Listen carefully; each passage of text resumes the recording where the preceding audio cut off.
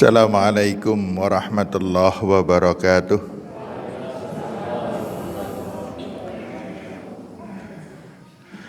Alhamdulillahi rabbil alamin, alladzi kasahal hadithi rida syarafi fi kulli iklim wa rafa'a sya'niha wa ala dzikrihim fi kulli hadithin wa qadim wa khassahum min baini hamlati syar'i bimazidit tasrif wa ta'zim. Asyhadu an la ilaha illallah wa asyhadu anna Muhammadan abduhu wa rasuluh la nabiyya ba'dah wa la rasula ba'dah. Faqala jalla wa ala wa la talmizu anfusakum wa la tanabazu bil alqab bi'sal ismul fusuqu ba'dal iman.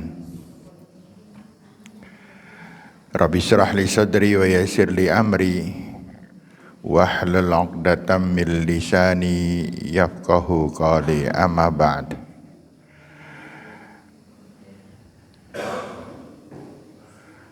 Bapak-bapak,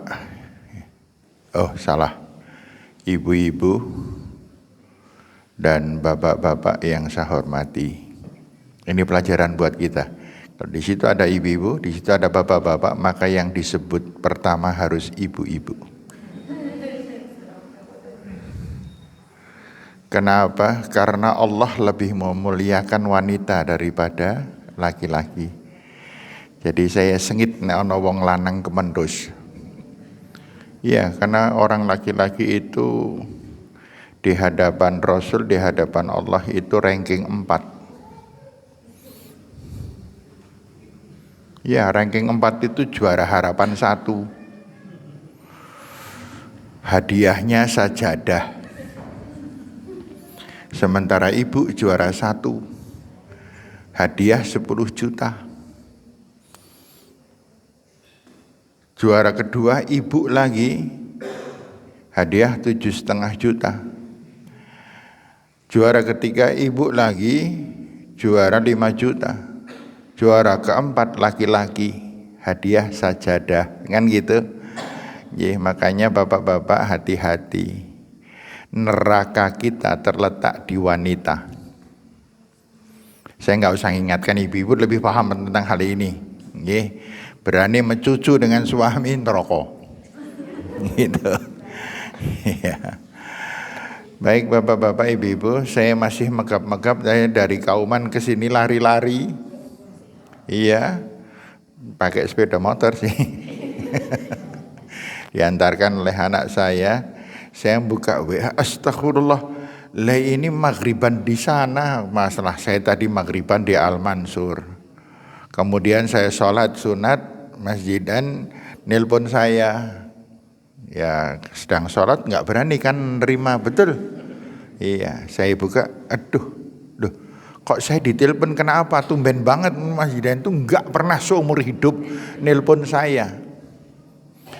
Setelah saya urutkan WA sebelumnya, Allahu Akbar, ternyata maghriban di Mafaza, pengajian dari habis maghrib sampai kira-kira selesai jam 9 malam.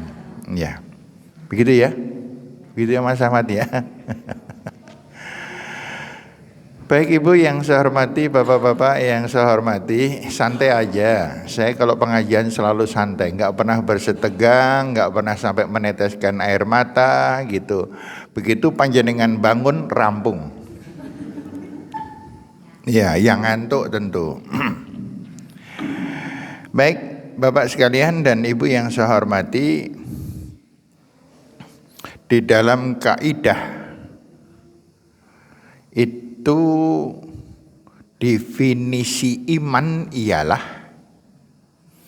siapa yang tahu? Siapa yang bisa jawab detail?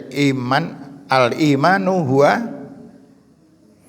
yang bisa menjawab hadiah umroh cepat.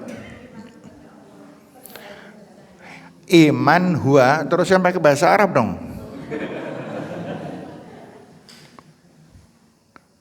Serius, siapa yang bisa jawab betul hadiah umroh?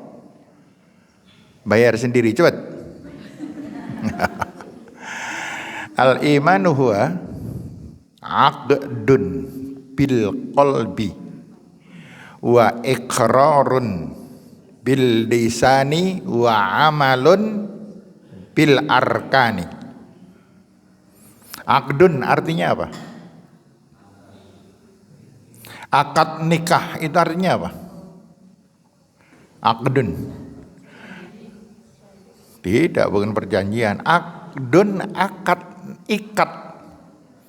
Sudah bahasa Indonesia itu ikat. Akad nikah artinya pernikahan yang diikat. Diikat oleh apa? Oleh Allah Subhanahu wa taala. Nah, dua hati yang diikat jadi satu. Makanya perbuatan yang paling tercela adalah mencela istri.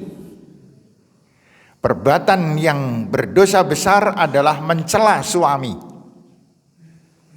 menselisihi, mengkhianati, moring-moring, marah-marah, ngomel kepada suami, kepada istri, itu dosa yang besar sekali. Dan Rasulullah SAW pernah bersabda gini, ad-dunya kulluha mata' wa khairu mata'iha al-mar'atus salihah. Semua isi dunia ini perhiasan, dan perhiasan yang paling indah adalah, oh yang lebih cepat mana ibu-ibu jawabnya. Ya, ngaku nggak wae dewek. Al-mar'atus salihah. Semakin hari semakin cemerlang, semakin tua semakin indah. Itu sifat wanita sholihah. Dulu waktu muda sering bertengkar. Ketika anaknya sudah 3, sudah semakin memahami. Sekarang anaknya sudah kuliah, semakin mencintai. Sehingga ada seorang yang mengatakan, nek nyangke saiki karo bojone nyangke udah cinta, namun namanya katresnan. Ya, sudah sehati, seia, sekata.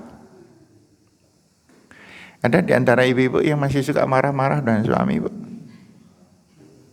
Ada? Ada yang masih sok mencucu?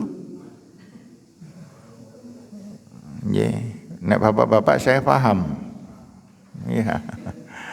Iya, laki-laki itu hati-hati loh, laki-laki itu. Iya. Apian banget nang omah. Apian banget nang jaban ngomah. Sayang banget sama istri, ning sayang karo liyane. Itu ada, tapi enggak ada. Sekarang tidak hadir orangnya gitu. Sekarang orangnya tidak hadir. Ya. Bapak dan Ibu yang saya hormati, kembali lagi ke masalah akadun. Sesuatu keyakinan, akadun bil qalbi, keyakinan yang terikat erat. Bil qalbi dengan hati. Wa iqraron bil lisan, dan diikrarkan dengan lisan. Udah bahasa Indonesia semuanya. Aqdun bil qalbi, diikat dengan qalbi, dengan qalbu, dengan hati. Wa iqrar, diikrarkan bil lisani, dengan lisan. Wa amalun, dan diamalkan bil arkan, dengan organ. Itu iman.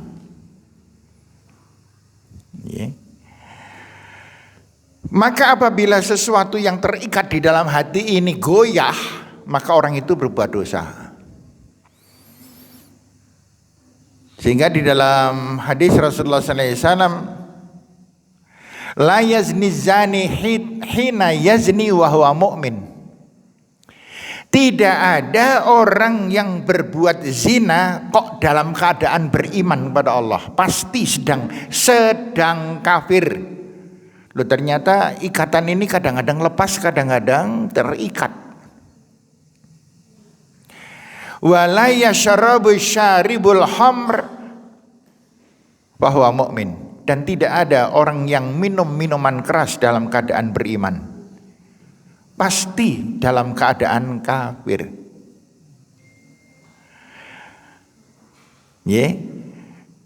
Dan seterusnya, maka kalau kemudian kita tafsirkan, kita interpretasikan kepada hal yang lain, tidak ada koruptor yang beriman ketika korupsi. Nek korupsi padahal harian itu bendino kafir terus itu. Ya. Ada bapak-bapak yang sok korupsi, Pak? Panjenengan tidak korupsi belum tentu jujur loh. Bener. Saya juga mikir-mikir, saya sekarang tidak pernah korupsi, saya dari dulu belum pernah korupsi. Apakah saya jujur? Belum tentu. Coba beri kesempatan. Jadi pejabat, jadi DPR, jadi bupati. Umpama saya jadi Kapolres. Potongan enggak? Sama sekali tidak. Belum tentu saya tidak korupsi. Belum tentu. Makanya kalau ada orang yang berbuat curang, beristighfarlah, jangan mencela. Ya, karena kita sendiri belum teruji kan? Belum teruji. Ada di antara panjenengan yang pernah jadi anggota DPR? Belum pernah. DPR RI apalagi. Ya. Belum tentu loh panjenengan lebih jujur daripada Syahroni atau Uya Kuya atau siapa?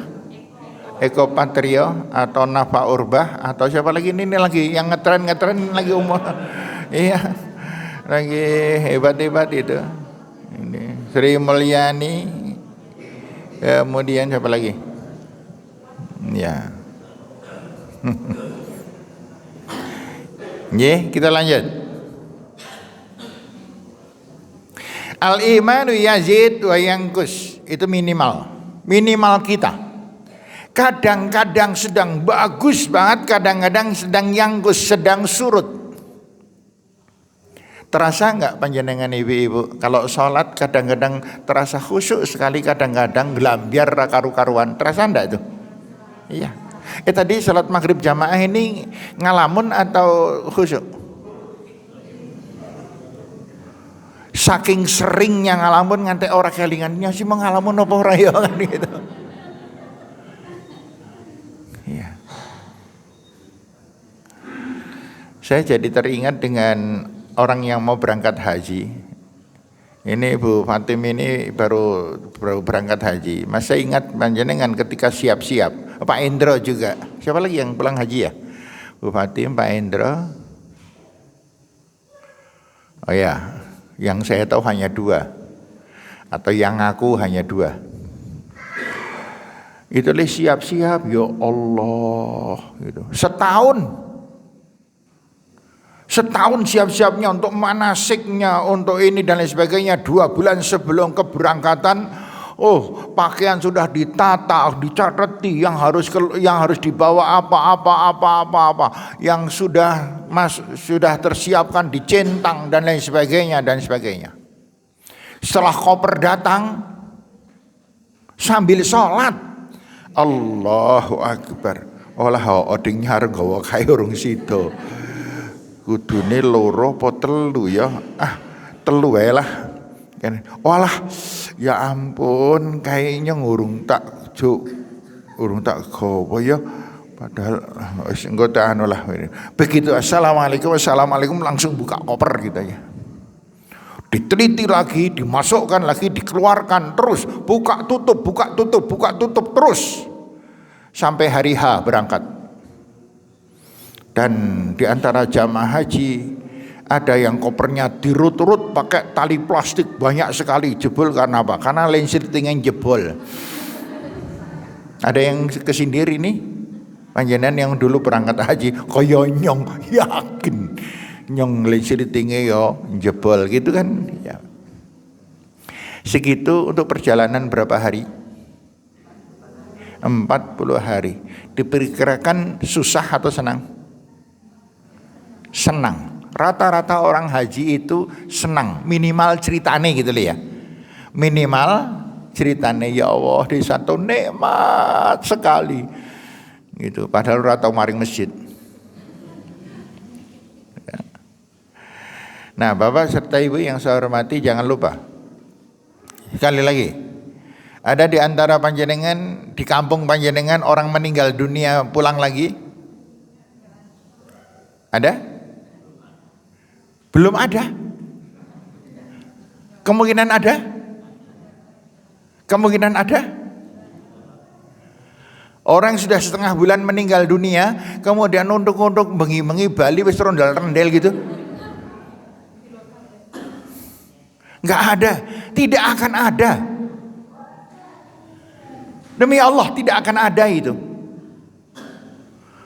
Karena firman Allah Subhanahu wa ta'ala.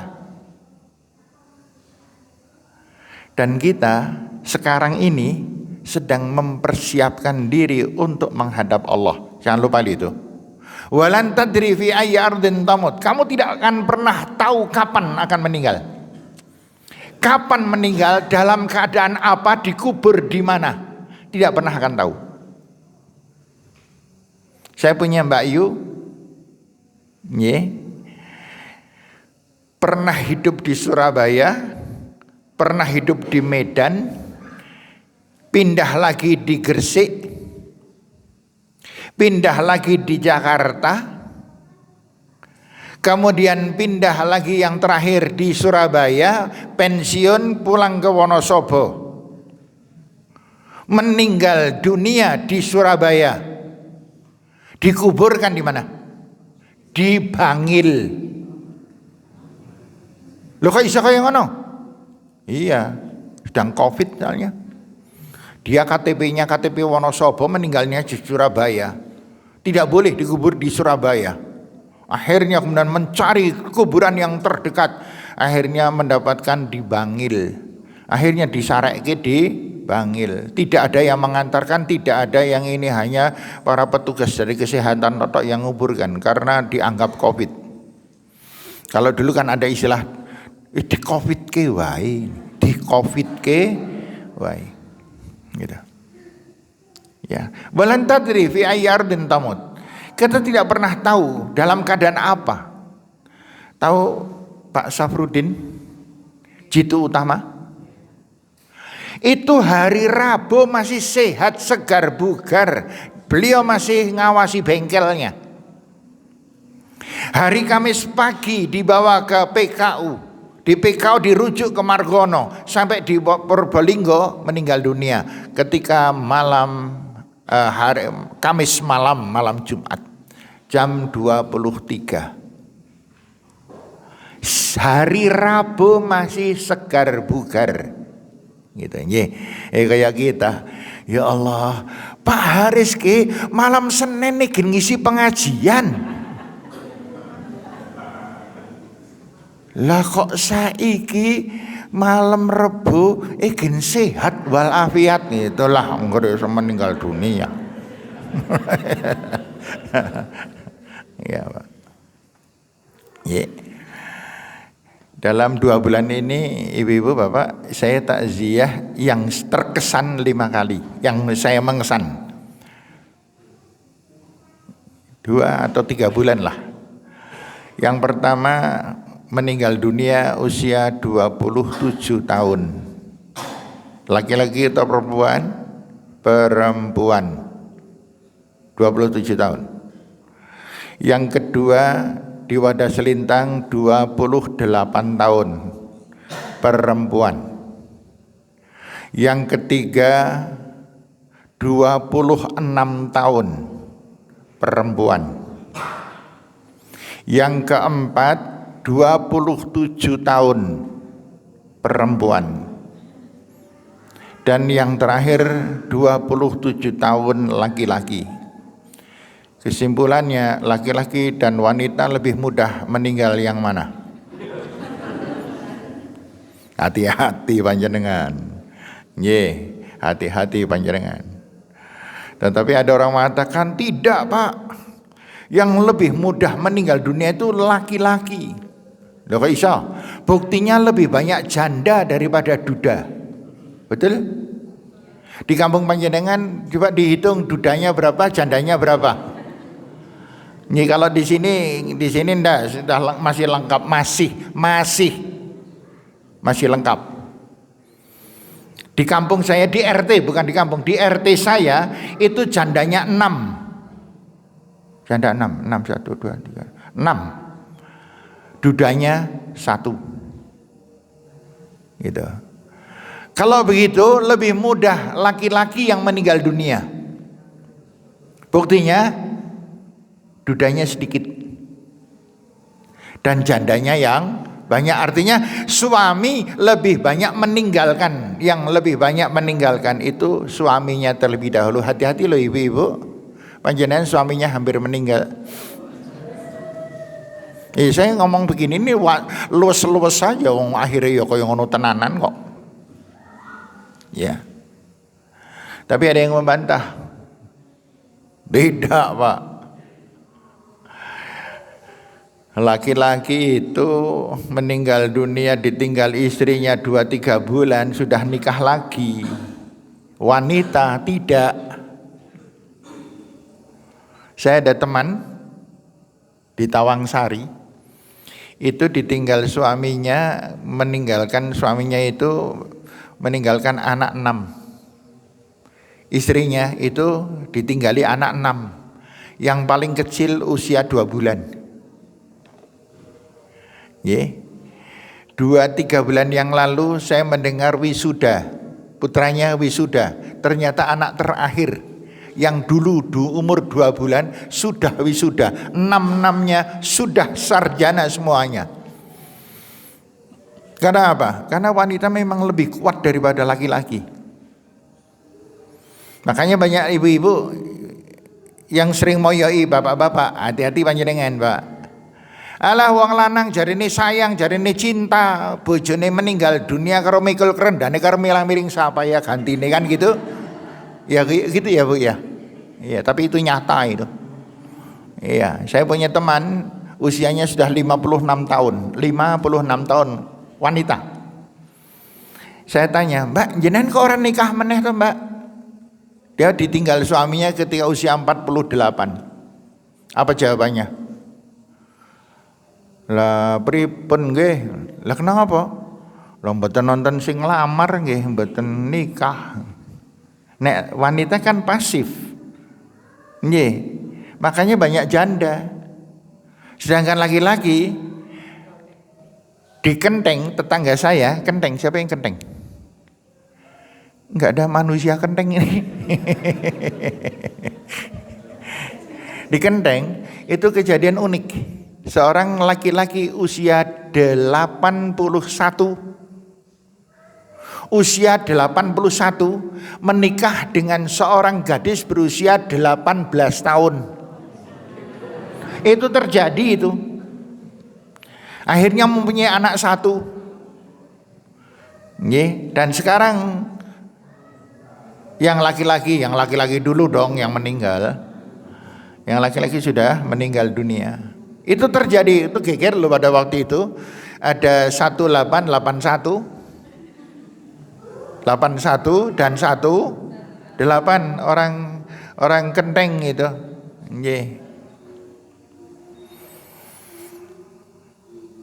Kalau laki-laki umur 80 aja bisa menikah lagi. Tapi kalau seorang wanita umur 80 sapa yang ngelamar? Enggak ada, Pak. Gitu. Itulah kasusnya. Baik, Bapak-bapak dan Ibu-ibu yang saya hormati,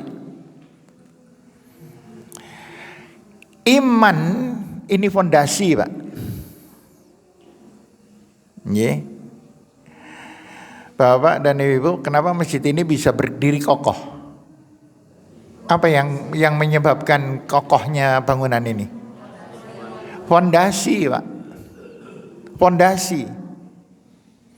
Dalam sebuah bangunan yang tidak pernah nampak itu apa?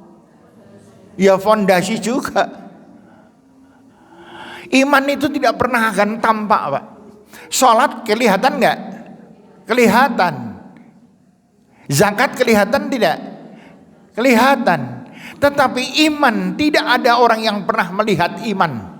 Hanya diberi tanda-tandanya. Lesannya kok lemah lembut, lesannya kok banyak memberikan nasihat, organ tubuhnya, gerakan ibadahnya banyak, itu orang beriman. Ada suami marah-marah kok istrinya diam, istri beriman itu. Suami dengan penuh kesabaran menghadapi omelan istri, suami yang beriman itu. Tetapi istri yang dimarahi oleh suami kok jawab, bukan beriman panjenengan. Ya, ada orang kok balas dendam, bukan orang yang beriman. Ada orang tidak mau ngalah, bukan orang yang beriman. Tanda orang yang beriman itu senenge kalah. Kalau bantah-bantahan, diam. Pada suatu hari Rasulullah SAW sedang lenggahan bersama Abu Bakar. Kenal Abu Bakar, Bu? Abu Bakar itu ayahnya siapa? Ayahnya Aisyah, makanya dinamakan Abu Bakar. Bakar itu gadis. Sedang duduk-duduk begitu, tiba-tiba datang tokoh-tokoh kafir. Ringkas ceritanya, tokoh-tokoh kafir ini mencaci maki Abu Bakar. Abu Bakar diam saja. Rasulullah di samping kanannya tersenyum. Ketika caci makian itu semakin kejam, semakin keras, Abu Bakar nggak kuat. Abu Bakar mengangkat wajahnya dan kemudian menyangkal apa yang dikatakan oleh orang-orang kafir itu. Ketika begitu Abu Bakar mengatakan sesuatu, Rasulullah SAW jumeneng berdiri kemudian meninggalkan Abu Bakar. Setelah beberapa lama caci makian itu selesai, Abu Bakar kehilangan Rasulullah, kemudian disusul Rasulullah. Wahai Rasul, kenapa engkau meninggalkan aku? Apa kata Rasul? Tahukah engkau Abu Bakar? Ketika mereka mencaci maki kamu dan kamu diam, itu saya senang sekali. Kenapa?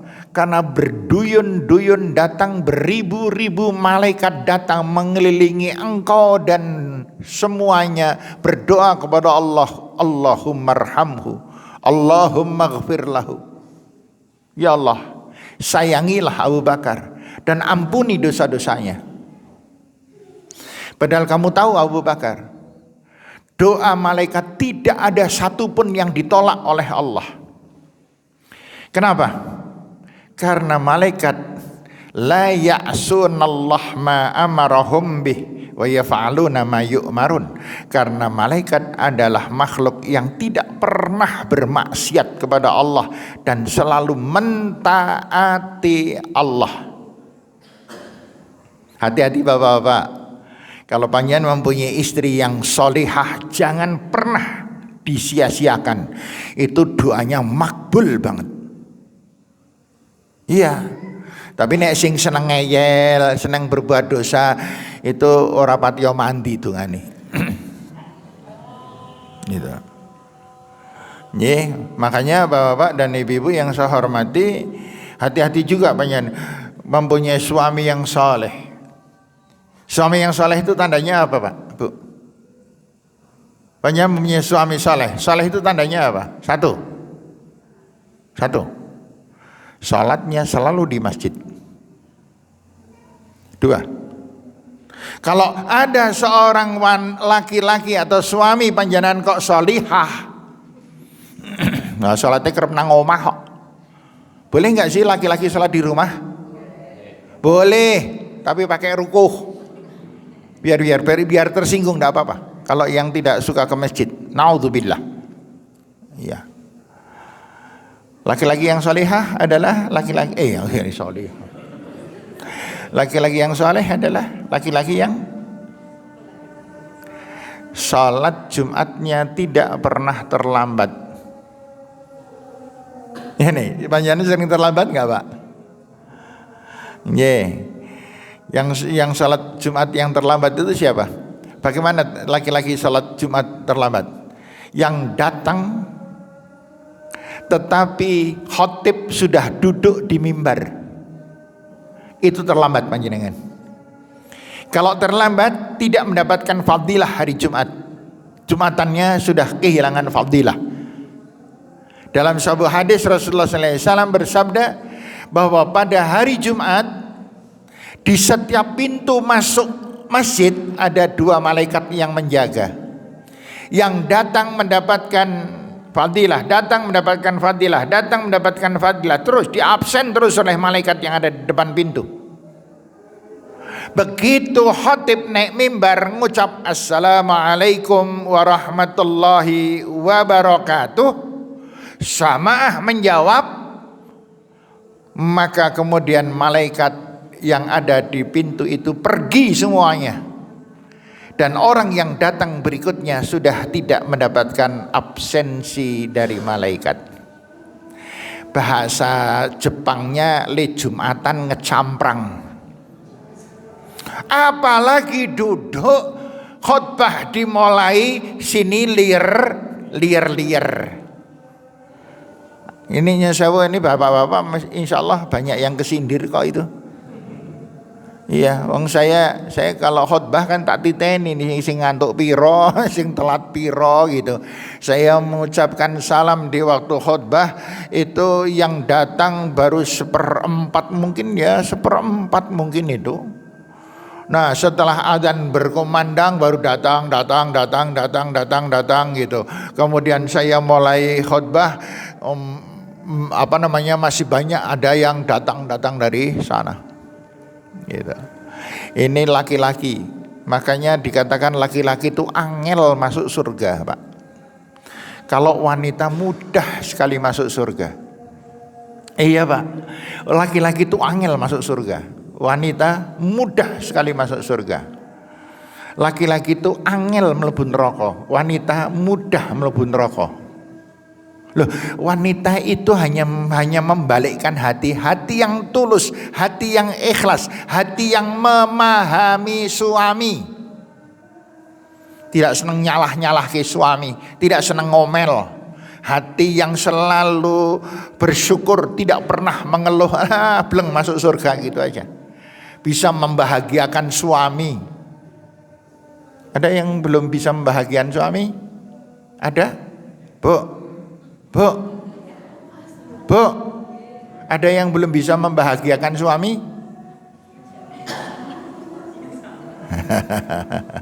Kalau ada nggak apa-apa, ning jangan meninggal dunia dulu. Iya Bapak sekalian. Nah, karena itulah ini udah isya udah harus selesai kan?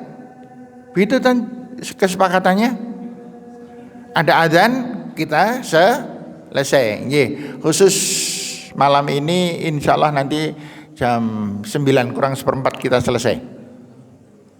Nah lah merengut. Enggak. Saya hanya menyampaikan materi yang terakhir. Karena itulah Rasulullah Shallallahu Alaihi Wasallam pernah bersabda, salasun man kunna fihi wajada halawatal iman. Ada 3 perkara. Siapa yang bisa menjiwai, siapa yang bisa melaksanakan 3 perkara ini, maka dia akan menjadi orang yang sangat menikmati perbuatan amal soleh. Sangat nikmat ketika sholat, sangat nikmat ketika sedekah, sangat nikmat ketika berbuat baik kepada suami, sangat nikmat ketika bisa berbuat baik kepada istri, sangat nikmat ketika bisa berbuat baik kepada anak-anak. 3. Yang pertama, ayyakun Allah wa rasulahu ahabba ilaihi mimma siwahuma. Tidak ada pekerjaan, perbuatan, kata-kata kecuali disebabkan dasarnya adalah kecintaan kepada Allah dan Rasulnya. Bapak, kenapa panjenengan mencintai istri? Jawabannya karena Aku mencintai Allah dan Rasulnya. Kenapa panjenengan ikut pengajian? Karena aku mentaati Allah dan Rasulnya. Kenapa kita sedekah? Karena Allah dan Rasulnya sangat mencintai orang yang bersedekah. Kaitannya terus pada Allah Rasul, Allah Rasul, Allah Rasul. Dan itu sudah dinyatakan oleh kita dalam bentuk apa? Syahadat. Sumpah janji kita bahwa kita hanya akan mencintai dan mentaati, yaitu dua, Allah dan Rasulullah. Asyhadu an la ilaha illallah wa asyhadu anna Muhammadar Rasulullah. Itu sudah setiap hari kita ucapkan. Dan ditambah lagi apabila kita mendengar ada orang meninggal dunia, apa ucapan kita? Inna lillahi wa inna ilaihi raji'un. Inna sesungguhnya kami itu siapa? Kami, aku, kami, istriku, suamiku, anak-anakku, hartaku, semua yang ada kaitannya dengan aku namanya kami. Lillah, semuanya milik Allah. Jangan lupa loh bapak-bapak dan ibu-ibu, kita tuh lahir dulu wudo blejet. Ada di antara panjenengan yang lahir sudah pakai setelan jas? Enggak ada, Pak. Pakai jaket gitu? Tidak ada. Semuanya telanjang bulat, tidak mempunyai apa-apa. Kemudian oleh Allah Subhanahu wa taala melalui orang tua kita. Untung orang tua kita sayang dengan kita. Memang ditanamkan oleh Allah Subhanahu wa taala. Setiap orang tua kelahiran anaknya, bangganya setengah mati. Masih ingat dulu ibu-ibu ketika melahirkan? Ibunya seneng epol, bapaknya seneng epol, tanggane melu seneng kok. Bukti ini apa? Padha telik nggawa apa? Nggawa ana sing nggawa amplop, ana sing nggawa werna-werna, ana sing nggawa tas kresek gede banget jerone gori dan lain sebagainya. Itu saking senengnya menyambut kelahiran. Setelah itu kemudian Allah memberikan kemampuan. Inna khalaqnal insana min nutfatin amsyajin nabtalihi wa ja'alnahu sami'an basira. Sungguh kami menciptakan setiap manusia itu dari setetes air mani yang tercampur. Wa ja'alnahu sami'an basira. Kemudian aku berikan mereka itu sami'an, pendengaran, basira, penglihatan. Nabtalih, untuk kami uji. Jadi ketika kita masih di dalam kandungan, masih menjadi mudghah, alaqah, idhoma, itu Allah sudah merancang untuk diuji. Kita akan diuji oleh Allah. Inna hadainahu sabil, kemudian kami berikan mereka hidayah. Semua orang mendapatkan hidayah. Maka di dalam hati kita ada gharizah diniyah, insting keagamaan. Itu semua manusia. Kemarin di suatu tempat ada gereja terbakar. Para jamaatnya itu melihat Allahu Akbar, Allahu Akbar, melihat gerejanya terbakar yang diucapkan Allah. Enggak sadar dia. Kenapa tidak Allah, haleluya, haleluya. Kan tidak mereka tetap mengucapkan Allahu Akbar karena insting yang paling dasar adalah agama Allah. Hanya mereka tidak menyatakan saja. Gitu. Jadi Bapak sekalian yang saya hormati, wa inna ilaihi raji'un itu sudah dinyatakan oleh kita. Kami semuanya harus pulang kepada Allah. Semuanya. Mulai kapan? Dipulangkan pada Allah mulai kapan? Mulai hari ini. Jangan lupa, Bu, suami panjenengan titipan Allah. Kembalikan semua perbuatan baik panjenengan kepada Allah. Jangan lupa harta kita milik Allah. Maka gunakan harta sesuai dengan aturan Allah, karena itu barang titipan. Jangan lupa anak-anak kita adalah milik Allah. Maka tidak boleh kita keras kepada anak-anak kita. Kita galak, kita ngeplak dan lain sebagainya. Nggak boleh. Gitu. Kemudian rezeki kita, alur rezeki kita sudah jelas. Jangan dicampur aduki dengan barang haram. Karena sedikit haram dicampur dengan banyak halal, maka halal itu menjadi haram semuanya. Yang kedua, wa yuhibbal mar'u ma yuhibbu illa lillah. Tidak ada cinta, tidak ada kasih sayang, tidak ada katresnan, tidak ada kebaikan diberikan kepada siapapun kecuali hanya karena Allah Subhanahu wa taala. Ini hadis Bukhari Muslim loh Bapak Ibu. Maka kalau kita bisa melakukan ini, wajadah halawatal imam, melakukan perbuatan baik itu Masya Allah semangat gitu.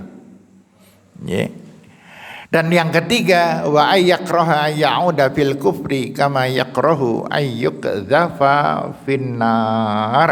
Dan dia sangat benci, sangat takut melakukan perbuatan maksiat kepada Allah, sebagaimana dia benci dan takut terhadap api neraka. Bahasa mudahnya, ketika kita sedang berbuat dosa, kita sedang minta neraka kepada Allah. Ketika kita sedang berbuat baik secara tulus dan ikhlas, kita sedang minta surga kepada Allah. Karena Allah Subhanahu wa taala di dalam 42 ayat 42 Al-Baqarah, Allah berfirman, wala talbisul haqqo bil batil wa taktumul haqqo wa antum muslimun. Jangan engkau campur adukkan antara yang benar dan yang salah. Ini sering banyak kita melakukan. Habis sholat, habis sholat marah-marah, habis marah-marah sedekah,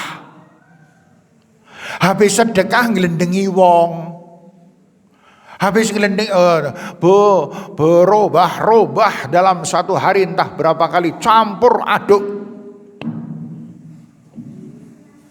Ini saya contoh aja, Bapak, Ibu, ini saya tuang ya, etok-etok aja lah. Wong belum dibuka sih, saya malu kalau mau buka sendiri. Ya saya tuangkan. Bisa diminum enggak? Bisa. Habis. Kemudian panjenengan tuangkan bensin. Tuangkan bensin ke dalam gelas ini. Bisa diminum enggak? Bisa, sepeda motor. Sekarang yang ketiga, tuangkan air separuh gelas, tuangkan bensin separuh gelas. Bisa diminum enggak? Tidak bisa. Motor? Tidak bisa. Demikian pula talbisul haqqo bil batil. Jangan campur adukkan antara yang benar dan yang salah. Jangan pernah kita menyembunyikan kebenaran. Jangan ada bohong, jangan ada khianat. Ya, yang sering kali terjadi ini dalam keluarga kita. Nek dong sayang mat karo bojone, ya Allah. Nek dong galak karo bojone, itu kan ya, banyak orang yang semacam itu yang mencampur adukkan. Mencari rezeki iya, tetapi dicampur haram-haram dikit-dikit gitu. Enggak apa-apalah, haram dikit. Loh, haram dikit dimasukkan ke dalam halal, semuanya haram. Nila setitik merusak susu sebelanga. Ini sudah kita pahami semuanya. Ya. Ini karena itulah Bapak-bapak sekalian yang saya hormati, yuk kita latihan. Selalu ingat pada Allah. Selalu mengikhlaskan, membersihkan hati kita. Jangan sampai kita mencampur adukkan antara yang benar dan yang halal. Ngaji, yo ngaji, dapat pahala. Habis gitu pulang dengan suami di jalan tukaran, entek pahalanya. Sampai di rumah suaminya masuk dulu dijebret ke lawange. Kemudian, "Mas, ngopo sih mbok kelingan mau ngaji, ora urusan karo ngaji." Wong nesu itu enggak kelingan apa-apa. Iya, ini hanya contoh yang ekstrim yang panjenengan tidak melakukan, enggak. Tapi ini contohnya di antaranya, tercampur aduk antara perbuatan baik dan perbuatan benar. Orangnya sholat, orangnya sedekah, tapi ling glendengi terus-terusan. Bohongnya nek cerita dawa banget. Nggih, le cerita ngantek 10 menit ora titik koma. Tetapi yang 7 menit ngapusi kabeh. Yen jawab Bapak Ibu. Nggih. Makanya mengolah kita bersama-sama. Jangan ada di antara kita yang mengaku lebih baik dari saudaranya. Karena kita adalah orang yang sedang berjuang di hadapan Allah Subhanahu wa taala. Biarlah Allah yang mengetahui semua perbuatan kita. Karena sebaik-baik perbuatan baik adalah yang dirahasiakan oleh kita. Demikian Bapak Ibu yang saya hormati, pelajaran yang bisa kita sampaikan pada kesempatan pagi hari ini. Pagi? Oh, malam. Malam hari ini semoga bermanfaat. Saya mohon maaf yang sebesar-besarnya. Saya menyampaikan pengajian ini tidak begitu serius karena begitu saya duduk tadi sudah ada yang liar-liar. Saya waduh, ini saya nggak berani kalau terlalu serius. Makanya saya kemudian menggunakan metode yang kasar, biar banyak yang tersinggung. Nek tersinggung itu pasti tidak ngantuk. Iya, orang nesu nggak ada, orang nesu ngantuk itu nggak ada, Pak. Ya, demikian Bapak Ibu, semoga bermanfaat. Karena tidak ada pertanyaan, saya cukup sampai di sini. Billahi taufiq wal hidayah. Assalamualaikum warahmatullahi wabarakatuh.